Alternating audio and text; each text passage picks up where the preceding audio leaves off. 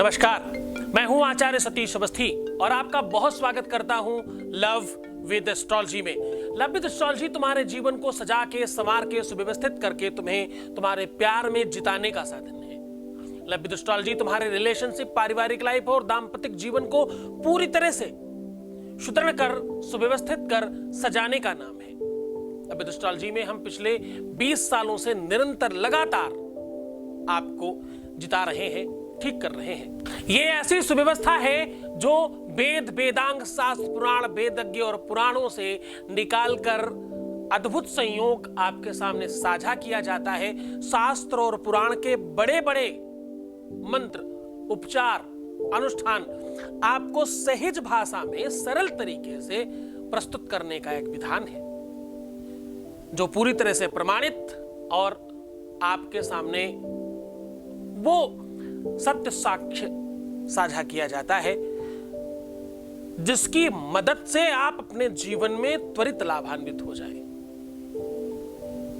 अब आज हम बात कर रहे हैं कि आपका वो पार्टनर, आपका वो लव जो आपको ठुकरा चुका है, वो आपको फिर से पाने के लिए बेताब कैसे हो सकता है। अगर हम कहें कि ठुकराने वाला अपनाने के लिए तरसेगा, ठुकराने वाला तुम्हें पाने के लिए तरसेगा, जो तुम्हें ठुकरा रहा था, ठुकरा के जा चुका था, जिसे तुम्हारी कोई वैल्यू और कदर नहीं थी, वो व्यक्ति तुम्हें पाने के लिए तरसेगा, तुम्हें पाने के लिए भीख मांगेगा, तुम्हारे आगे पीछे हाथ जोड़ता घूमेगा, तुमसे माफी मांगेगा अपनी किए की। ऐसा अगर हो जाए तो आपको कैसा लगेगा? ये सुनकर के जितना आश्चर्यजनक लगता है उतना ही सत्य है। वेदों में, शास्त्रों में, पुराणों में इसका वर्णन किया गया है कि आप अपने प्रेम को कैसे जीत सकते हो। यह भी एक यात्रा है और ये एक सुदृढ़ व्यवस्था है जिसे आप अपने जीवन में पूरी तरह से प्राप्त कर सकते हो। जब जीवन में कोई तुम्हें बिना गलती के ठुकराता है, जब जीवन में कोई बिना किसी कारण के तुमसे दूर हो जाता है, जब तुमने अपनी पूरी सादगी से, पूरी श्रद्धा, पूरे विश्वास से, पूरी प्रेम से, पूरे अपनेपन से खूब प्रेम दिया और अपने समर्पण में, अपने त्याग में, अपने प्रेम में कोई कमी नहीं रखी, पूरी सच्चाई के साथ अपने आपको आपने संपूर्णता से सौंप दिया, उसके बावजूद अगर आपको धोखा मिल रहा है, आपको ठुकराया जा रहा है, आपसे दूर जाया जा रहा है, तो ये रियल नहीं है, ये सही नहीं है। इसके खिलाफ आपको काम करना चाहिए। काम अगर सात्विक हो, सरल हो, सहज हो, भगवत कृपा से हो तो अतिशय आनंदित। जीवन में जो भी कुछ तुम पाना चाहते हो, जो भी कुछ लेना चाहते हो, वो अगर भगवत कृपा से मिल जाए तो इससे अच्छा कुछ नहीं हो सकता। एक ऐसा संयोग आज आपके सामने साझा कर रहा हूं जिसकी कृपा से ऐसी व्यवस्थाएं हो सकती हैं। अब आपको लेके चलता हूं भागवत रासखंड के एक ऐसे रहस्य पर जिसको आपने सुना बहुत बार होगा, लेकिन ये जो दृष्टिकोण हम आपको आज साझा कर रहे हैं इसे आपने कभी नहीं सोचा होगा। भगवान ने रास किया, ये हम सबको पता है, हम सब जानते हैं इस बारे में, इसकी कथाएं हमने बहुत सुनी होंगी। जब भगवान सखियों को, गोपिकाओं को और राधा को छोड़कर अंतर ध्यान हो गए, ठुकरा के चले गए, तो वो बहुत विह्वल होने लगी, बहुत परेशान होने लग गई। बहुत लंबे समय तक भगवान वापस नहीं आए, पर फिर कुछ ऐसा हुआ कि भगवान सबको दिखाई पड़ने लग गए। तो ये वही रहस्य है, जब कोई ठुकरा के आपको जाए और फिर से वापस कैसे आ जाए। जब कोई ठुकरा के जाता है तो क्या कंडीशन होती है समाज में व्यक्ति की, वो भी उसमें दिखाया गया है। वो गोपिकाएं, वो सखियां पत्तों से, पानी से, जमीन से, पेड़ से, फलों से, सबसे पूछ रही हैं कहां है मेरा गिरधर गोपाल। हर किसी से परेशान होकर के पूछती घूम रही हैं। मधुबन तुम ही बताओ माधव कहां गया है, मधुबन तुम ही बताओ। ये मैं अपनी बात नहीं कर रहा हूं, ये उन रासखंड की कथाएं हैं जो आप निरंतर सुनते रहते हो। ये भजन भी उसका है। मधुबन तुम ही बताओ माधव कहाँ गया है, कैसे झुलस गया है। पूछते पूछते खुद ही जवाब दे रही हैं, क्योंकि मधुबन तो जवाब नहीं देता ना। कैसे झुलस गया है कोमल बदन तुम्हारा। तुम भी तो दुखी हो उनके जाने पे। नजर पड़ी यमुना पर। यमुना तुम ही बताओ छलिया कहाँ गया है। फिर वही बात फिर से रिपीट, खुद जवाब दे रही हैं। कंडीशन देखिए क्या होता है जब कोई ठुकरा के जाता है। तुम भी चली गई हो, तुम क्या बताओगी? मुझे तो लगता है तुम भी उतनी ही दुखी हो। तुम भी चली गई हो कहती है नील धारा। ए सखी, वो नीलांबर धारी तुमको भी नीला कर गया, हाँ? तुम्हें भी छल के चला गया लगता। तुम भी चली गई हो कहती है नील धारा। बंसी बजा के मोहना, उनसे ही निवेदन जो छल के गया है। बंसी बजा के मोहना क्यों कर लिया किनारा। अपनों से हाय कैसा ये व्यवहार है तुम्हारा। अपनों से हाय कैसा, एक ऐसा व्यवहार है केशव। तो उसी खंड का अगला अध्याय आपके सामने प्रस्तुत कर रहा हूं कि कैसे उन्होंने फिर से प्राप्त कर लिया उनको।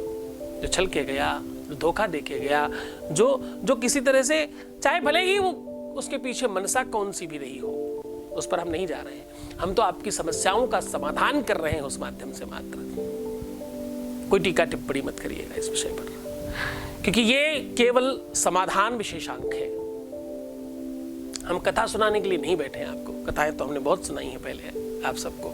हम यहां आपको वहां से समाधान निकाल के दे रहे हैं। आपको ठुकराने वाला खुद आपको पाने के लिए जब बेचैन हो जाए, तरसने लग जाए, परेशान होने लग जाए, तब तो बात है। तो कैसे आपको आपका प्रियतम, जो आपका प्रेमी, जो आपकी प्रेम का आपका अपना अंतरंग है, वो कैसे वापस आ जाए, कैसे मिल जाए, उस पर बात कर रहे हैं। ये बात आगे बढ़ाएंगे, उसके पहले एक कॉलर जुड़ गए हमारे साथ, उनसे बात कर लेते हैं। हेलो, नमस्कार। हेलो, नमस्कार गुरुजी प्रणाम। हाँ जी, आशीर्वाद, कैसी हैं आप? मैं ठीक हूँ। हाँ जी, अपना नाम बता दीजिए। मेरा नाम आरती है। मैं आरती। रीवा से बोल रही हूँ, एमपी से।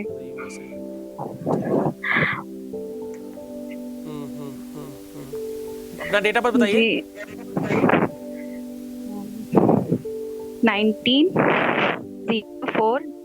बिल्कुल रियल डेटा पर बताइएगा, कुछ भी बनावटी नहीं हो, वरना कुछ भी सही नहीं निकलेगा। प्लीज अपनी डेटा सही है। हाँ बताएं, डेटा पर बताएं। 1904 ठीक है, टाइम बताइए। शाम को 3। कहाँ जन्म हुआ? क्लियर नहीं है टाइम। 2:30 के सतना।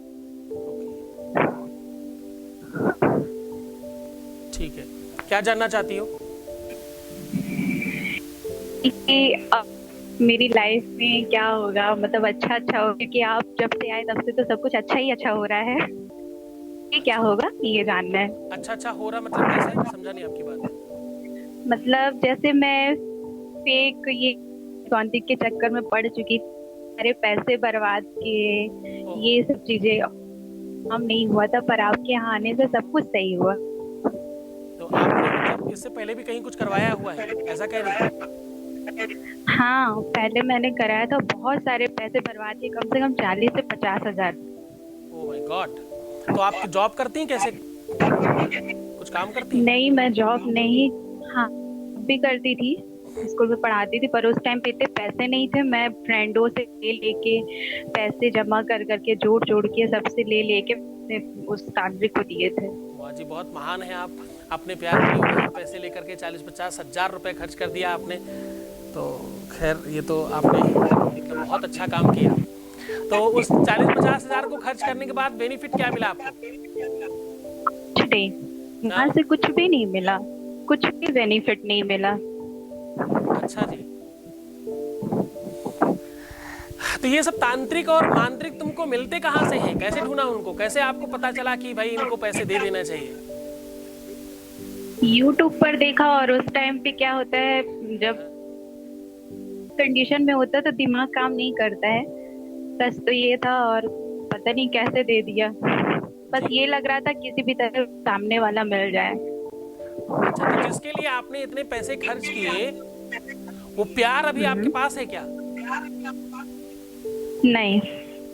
तो ये कैसा प्यार है कि मतलब जिसके लिए आपने इतना सारा पैसा भी खर्च किया, तांत्रिकों के पास भी भागती घूम रही थी? सबसे पहले इस बात को मुझे बहुत क्लियर बताइएगा, क्योंकि तुम्हारी कुंडली के हिसाब से सारे प्रश्न कर रहा हूँ, क्योंकि मुझे तुम्हारी कुंडली में कुछ और दिखता है। तुम्हारी कुंडली के हिसाब से एक सवाल है कि तुम जिसके लिए इतने पैसे खर्च कर रही हो, उस प्यार पे तुम्हें कितना यकीन है?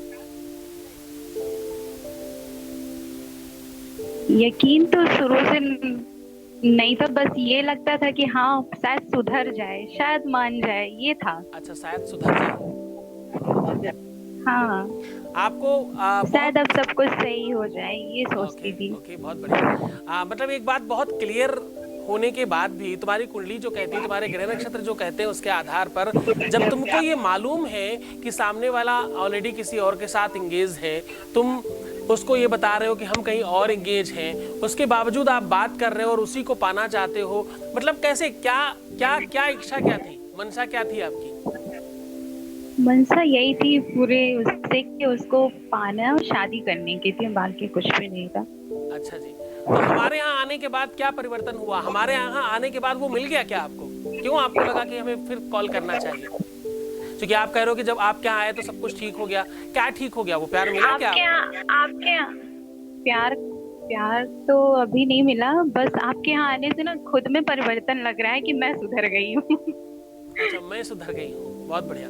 तो क्या क्या बिगड़ी हुई थी जिसमें आपको लगता कि आपकी सुधार हो गई? देखो, आज पहला कॉल है जिसमें मैं बताने के बजाय पूछ रहा हूँ, ये फर्स्ट कॉल है। सारे के सारे दर्शक आश्चर्यजनक होंगे कि आज मैं कुछ बताने के बजाय पूछने पर क्यों यकीन कर रहा हूँ। इस पर बाद में बात करूंगा। बताइए, हमारे यहाँ आने के बाद आपको क्या सुधार लगा? मेरे को पहले ये लगता था कि चलो नहीं मिल रहा, किसी से बात करते हैं, टाइम पास करते हैं, फ्लर्ट करते हैं, लेकिन आज की डेट में ऐसा कुछ मन ही नहीं करता। आज की डेट में ऐसा, तो मतलब पहले आप काफी महान थी, अब जाके मतलब कुछ अलग ही बन गई हैं, ये कहना चाहती हैं आप? हाँ हाँ। तो आप पहले क्या लगता दिमाग कि काम नहीं करता था। वो जो फ्लर्टिंग लाइफ थी, जब हाँ आपकी लाइफ में सुबह दोपहर शाम बहुत सारे लोग, इतने सारे लोगों के साथ आप फ्लर्ट कर रहे हैं, अपना टाइम पास कर रहे हैं या जो भी कुछ कर रहे हैं, वो ज्यादा अच्छा टाइम था, या अभी आप बिल्कुल अकेले हो, कोई लाइफ में नहीं, कुछ नहीं, ये अच्छा है? अब ये ज्यादा अच्छा है, क्योंकि इसमें मुझे अपना एम समझ में आ रहा है कि मुझे क्या बनना है, मुझे अपने लिए करना है, मुझे कुछ बनना है। ठीक है, तो क्या आपको ये भी पता चला कि जिसको आप प्रेम करते थे वो फेक इंसान था, वो इंसान ही ठीक नहीं था तुम्हारे लिए? कभी नहीं समझा, कभी नहीं पता था, क्योंकि वो इंसान ऐसा इंसान था, एक भागवत कथा करने वाला इंसान था। उसके लिए हम कभी नहीं सोच सकते थे कि वो इंसान ऐसा कर सकता, मतलब इतनी अच्छी पोस्ट में होके वो इंसान क्या बोलता है, हमारे साथ रहकर 5 साल उस इंसान ने क्या बोला, अरे ये इसको प्रैक्टिकल समझो, ये प्रैक्टिकल है। खैर, आज आप पाना चाहती हो उसको? अगर हम ऐसा कुछ कर दें कि वो आपको मिल जाए, तो आप पाना चाहते हो उसे?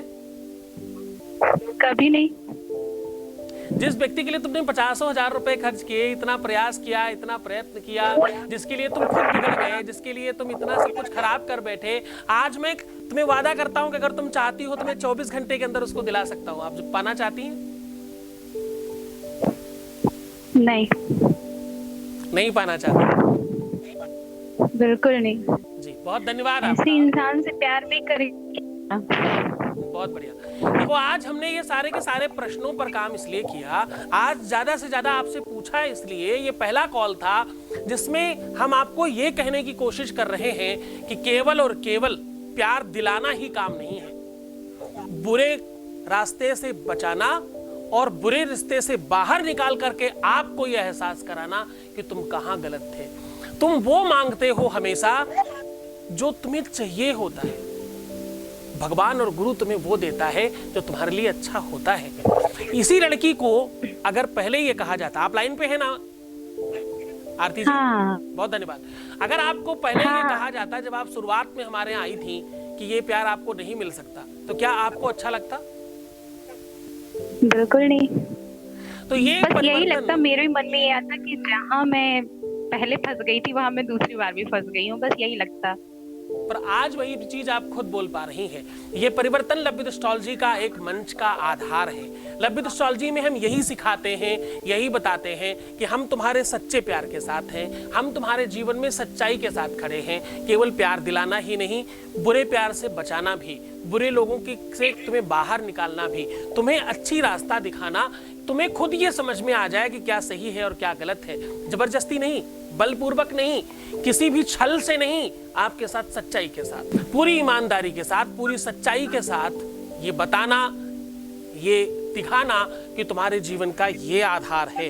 वो सारी की सारी सिचुएशन तुम्हारे सामने लाकर खड़ा करेंगे हम। उसके लिए मुझे कितनी भी शक्तियां लगानी पड़े, यद्यपि ये काम बहुत मुश्किल है। प्यार दिलाने से ज्यादा मुश्किल है प्यार की सच्चाई सामने लाना, क्योंकि उस समय तुम्हारी आंखें पूरी तरह से बंद होती हैं। उसको भी ठीक कराना लभ्य एस्ट्रोलॉजी का एक अद्भुत तरीका है।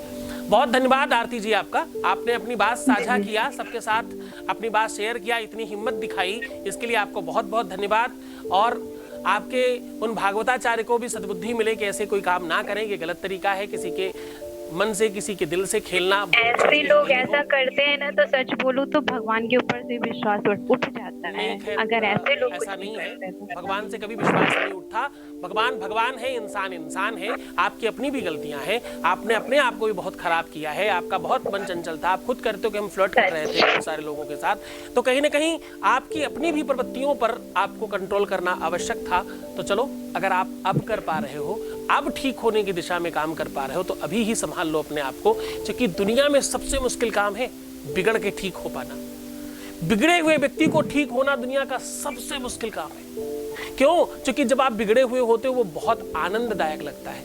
ये उस साइकिल की तरह है जो ढलान पर ढनकती है और चढ़ाई पर मुश्किलों से चढ़ती है। चढ़ाई मतलब अच्छी रास्ते पर चलना, और ढलान मतलब नीचे गिरना, जहां साइकिल अपने आप ढनक रही होती, कंट्रोल करने की जरूरत पड़ती है, मेहनत नहीं करनी पड़ती। तो ऐसी जगह की आदत हो जिसको ढनक के चलने की, अपने आप सब कुछ हो रहा हो, उसको मेहनत करना पड़ जाए अचानक, ये दुनिया का सबसे मुश्किल काम है। आपको वो बात का एहसास हुआ, इंसान संभल जाए समय रहते। बहुत सारी लव मैरिजेज इसीलिए नहीं चलती। लव मैरिज इसीलिए बदनाम भी है कुछ चंद केसेस की वजह से। अगर ये रिश्ता हो जाता, अगर ये शादी हो जाती किसी भी वजह से, तो भी कितना नुकसान होता। क्यों? क्योंकि ये तो झूठ और फरेब पर रिश्ता था, परस्परता में था ही नहीं, कोई एक दूसरे को समझ ही नहीं पाता, फ्यूचर आगे जाकर खराब होता। तो परमात्मा ने सही समय पे सही चीज कराई और बचा लिया, वरना फ्यूचर पूरा बर्बाद हो जाता। अभी तो सब ठीक है, अभी तो तुम्हारे जीवन में कोई आ सकता है, तुम्हें मिल सकता है, तुम्हारा जीवन बेहतर हो सकता है, पर आगे सब बर्बाद हो जाता था। तो खैर, साधुवाद, धन्यवाद, आपने शेयर किया, अपनी बातें हमारे सामने रखी, हम सबको इस बात से रूबरू कराया, इसके लिए बहुत बहुत धन्यवाद, बहुत बहुत साधुवाद। आपकी हिम्मत को दाग देना पड़ेगा, आपको सल्यूट है कि आप अपनी बात को रख पा रहे हैं सार्वजनिक मंच पर, इसके लिए आपको बहुत बहुत धन्यवाद। विषय बहुत गंभीर है,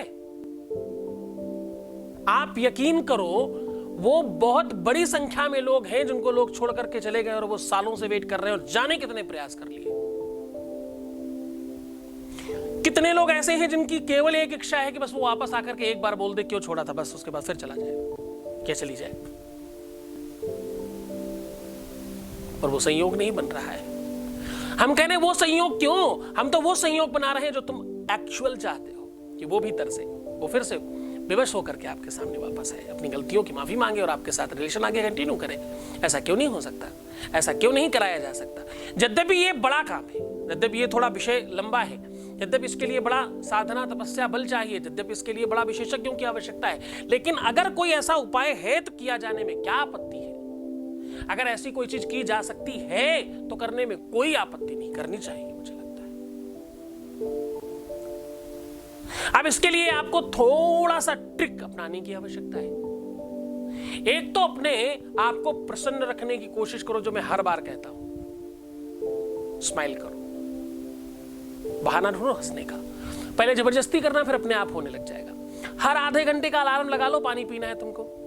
अपने आप को सुंदर बनाओ, बेहतर बनने की कोशिश करो।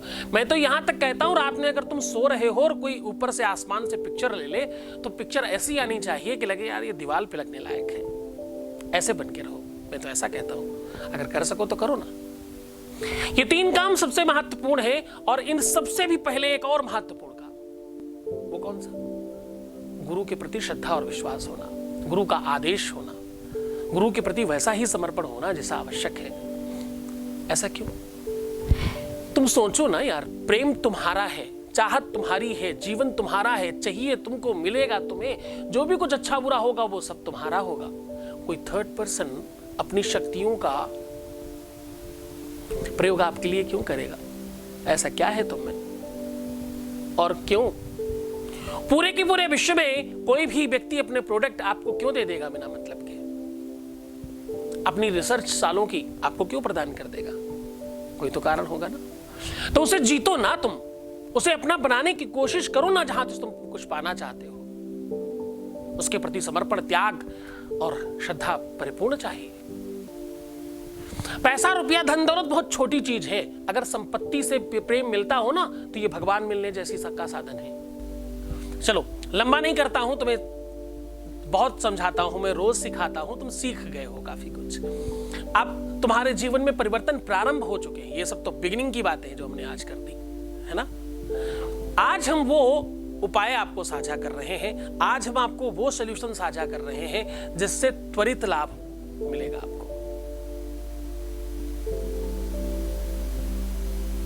करना बहुत छोटा काम है। जो भी हम आज उपाय बता रहे हैं, ये उपाय सार गर्भित है। इस उपाय में एक महत्वपूर्ण काम करना होगा आपको। अगर संभव हो सके, अगर आप ये कर सकते हो तो बहुत अच्छा। ये उपाय नहीं, लेकिन ये इस उपाय को बल प्रदान करेगा जो मैं पहले बता रहा हूं। आपको धार्मिक पुस्तकों का दान करना चाहिए, मैक्सिमम जितना कर सकते हैं। पंचांग इत्यादि का भी दान कर सकते हैं, सबसे सस्ती पुस्तक है। पंचांग मतलब पत्रा जिसे कहते हो आप, जिसमें तिथि पत्रिका देखी जाती ना, उसका भी दान कर सकते हैं आप। अब आते हैं सीधा उपाय की तरफ। उपाय में आपको चाहिए 7 प्रकार के अनाज। ये बहुत मुश्किल चीज नहीं है, हर दुकान में मिल सकता है।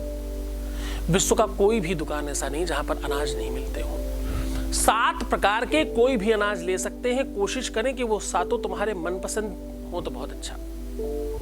केवल अरहर नहीं ले सकते। अरहर की दाल समझते हो ना? कुछ लोग उसको अरहर की दाल बोलते हैं, कुछ लोग उसको पीली दाल बोलते हैं, कुछ लोग उसको पता नहीं, तुम गूगल कर लेना, सबसे बेस्ट तरीका है। भाषाओं में जितना लंबा जाएंगे तो एक एक चीज को 1000 भाषाओं में अलग अलग चीजें कहते हैं। गूगल करो अरहर की दाल। मैं यूपी से हूं तो मेरी भाषा तुम यूपी करके डाल सकते हैं। यूपी में क्या बोलते हैं भैया, अरहर की दाल किसे कहते हैं? अगर तुम जानते हो तो बहुत ही अच्छा। केवल उसे अवॉइड करना, बाकी जो भी तुम्हें 7 प्रकार के अनाज मिल जाए उसे ले लीजिएगा। और उस 7 प्रकार के अनाजों को अपनी रेखाओं के ऊपर खूब सारा घी लगा करके मसलना है उनको प्रेम से। मसलते समय ये प्रतीत करना है कि जैसे आलिंगन कर रहे हो 2 लोग। सारा का सारा उठाइए, ऐसे ऐसे करिए, बार बार उठाइए, गिराइए, एक बर्तन में रखिए और करते रहिए। कम से कम 2 मुट्ठी होनी चाहिए अनाज सारा मिला के, है ना। 2 बड़ी बड़ी मुट्ठी भर के होना चाहिए, 7 मिला करके। उसको खूब अच्छे से घी मिला करके कंप्लीट कर लीजिएगा। घी मिलाते समय पहला ध्यान रखना है कि उस घी को अपनी रेखाओं पे लगाएं पूरे दोनों हाथों में, और उसके बाद उस अनाज को रगड़ें, उसमें खूब घर्षण करें, गर्माहट आने दें उस अनाज में। बहुत तेज मत करिएगा, पेन नहीं लेना, दर्द नहीं लेना, प्यार से करना है काम को। अब इसके बाद ये जो घर्षण है ना, इसके टाइम पे एक मंत्र करना है, वो भी बताऊंगा। पहले पूरी विधि समझ लो, फिर मंत्र आखिरी में बताता हूँ। ये मंत्र आपको 2 टाइम बोलना है, घर्षण करते समय, दूसरा चढ़ाते समय। श्रावण का टाइम है, भगवान शिव के ऊपर चढ़ाना है। चढ़ाने का जो नियम है वो पूरी मुट्ठी भर करके ऐसे सीधे चढ़ाना है। जब बिल्कुल खत्म होने लगे, बिल्कुल थोड़ा सा बचे, तो मुट्ठी उल्टी करके अंगूठा सीधा करके चढ़ा देना है। पंडित जी लोग इसके लिए बड़े बड़े मंत्र बोलते हैं।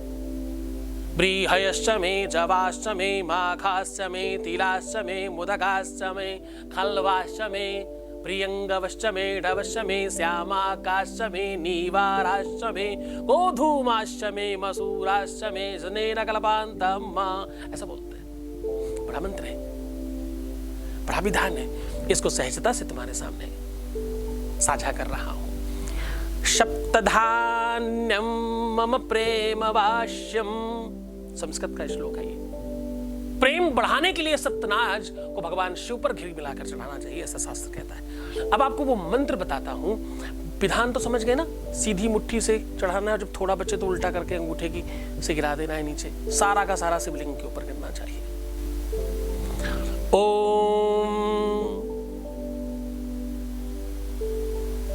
बम शिवाय नमः। ओम बम।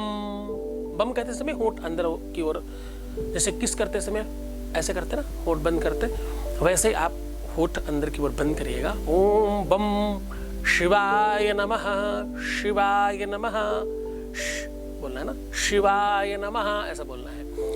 घर्षण करते समय, मिलाते समय भी और चढ़ाते समय भी। बम शिवाय नमः।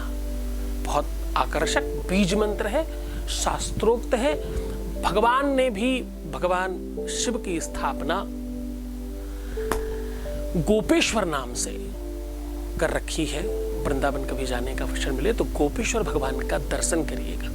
उसी रास में भगवान शिव की कृपा से सबको फिर से भगवान का दर्शन हुआ और गोपिकाओं को अपना प्रेम वापस मिला।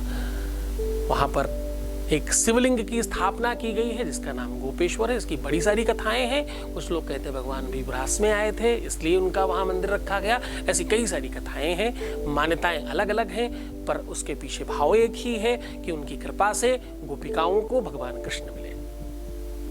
ठीक है, तो श्रावण में ही इसका महत्व है। श्रावण भादों से अच्छा कोई महीना नहीं है। अभी कर लें तो अत्यंत आवश्यक। वैसे तो खैर हर सोमवार भगवान शिव का है, कभी किसी भी सोमवार में आप कर सकते हैं, लेकिन श्रावण और भादों में करेंगे तो अधिक लाभ मिलेगा इसका। श्रावण भगवान शिव का और भादो भगवान कृष्ण का। अपने अपने मंत्र दोनों के अगल बगल में रखें, है ना।